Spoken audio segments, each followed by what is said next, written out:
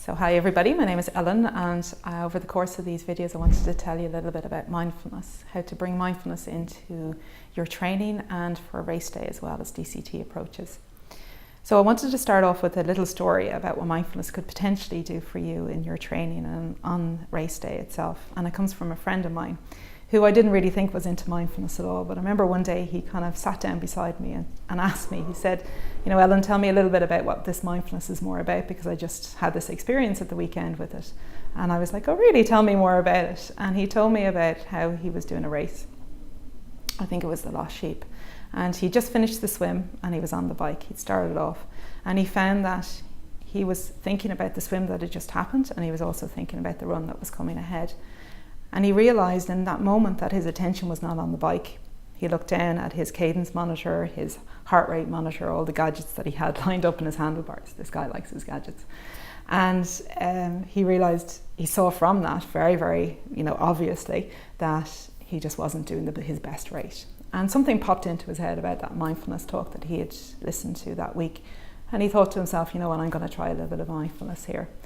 So he did. He practiced what he knew about it.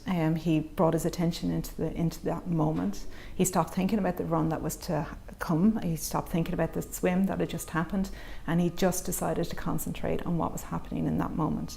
The feel of his legs going up and down on the bike, the sensations that he was experiencing in that moment, and he kept bringing his attention, his mind back into the moment, into that kilometre.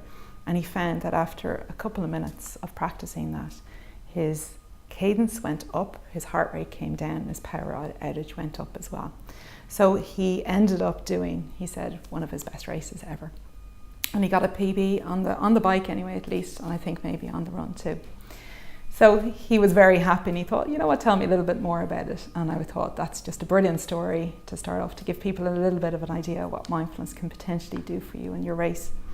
Of course, mindfulness isn't just purely for your own race, it's also for everyday life. But over the course of these couple of videos, I just want to give you a flavour of how you can bring that into your training and into your race day as well.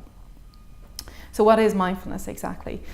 Well, much in the way that you go to the gym and that you practice your running, your swimming and your cycling, you also need to practice your mental training as well. And everybody gives an awful lot of attention to those three disciplines, and we put in a lot of hours every week in the pool and outside running and on the bike as well. But oftentimes we don't give any attention to the mental side of it. And mindfulness has been proven to be the best form of mental training that there is out there. And they've proven scientifically that it helps people to really dig deep, and endurance athletes to achieve their best as well. So the science is there to back that up, but I'm going to be talking more about the scientific side of it in a later video. So mindfulness, what is it exactly? Well, it's a very simple definition, and mindfulness is described as the practice of bringing your attention into the present moment with full acceptance and non-judgment. It's a very, very simple definition. It's a little bit more difficult, of course, to implement, and that's why you would go generally for an 8-week course to learn more about it. But how do you implement it just very, very simply in your everyday life? Well, you come to the present moment. It's defined as being the practice of coming to the present moment with full acceptance and non-judgment. How do you do that? Well, we do that with our breath and our senses. We do that because our breath is happening in the here and now. We do that because when you ask yourself, what do I see, feel, hear, taste or smell? What are the sensations that I'm experiencing in this present moment? It brings your attention into the here and now. And your energy isn't scattered as such into the future or into the past. I'm going to be, for each of these videos, I'm going to be recording a formal practice, which is the sit down, close your eyes, you're turning your attention inwards kind of a practice, which is the best way to practice mindfulness. And I'm also going to be recommending to you an informal practice, which is a way that you can bring it out into your life. So it's very simple, it's a very easy approach. As I said, the execution of it is a little bit more difficult because we're told to always live in the future, to never really be in the present moment. But with time and with practice, it becomes a little bit easier. What it's not. So a lot of people say to me, I could never do mindfulness because I have so many thoughts, and how could I ever stop my head from thinking? And that's kind of what stopped me from ever really investigating mindfulness and trying it for many, many years. And the scientists have proven that you have 80,000 thoughts a day. I don't know how they measured it, but they've measured it and they said you have 80,000 thoughts a day. I reckon some days I have 100,000 thoughts, and a lot of people say the same thing to me. You've over 80% of those thoughts are negative, so you have 60,000 negative thoughts every day.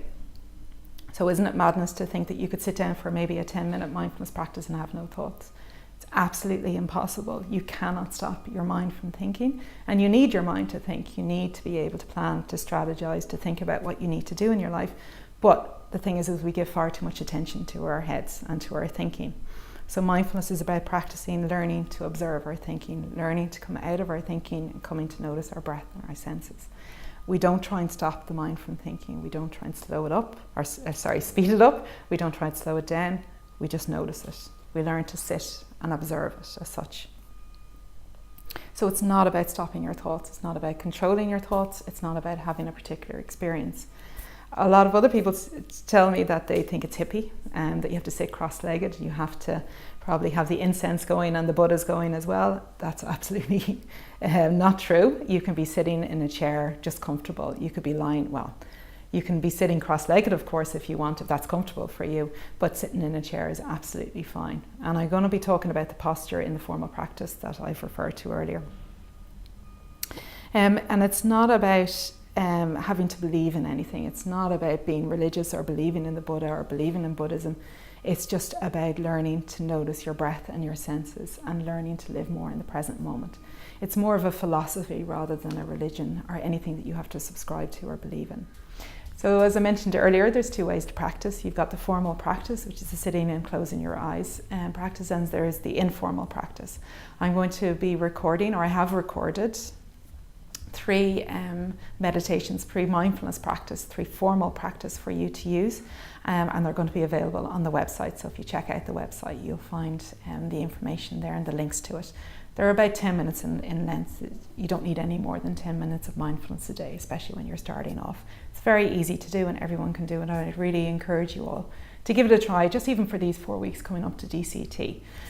And then there's the informal practice, which is the way to bring mindfulness into your everyday life. And my suggestion for this week, or my kind of little bit of a mindfulness tip for you this week, is to just notice your senses for moments throughout your day. Like oftentimes we go out throughout the day and we don't notice what's actually happened. So just for moments in your day, stop and notice, what do I see, what do I feel, what do I hear, what do I taste, what do I smell? Just use your senses and notice where your breath is at. Nothing else more than that. It can take a minute, it can take 5 minutes as you're doing that, but just moments throughout your day. Just stop and to notice.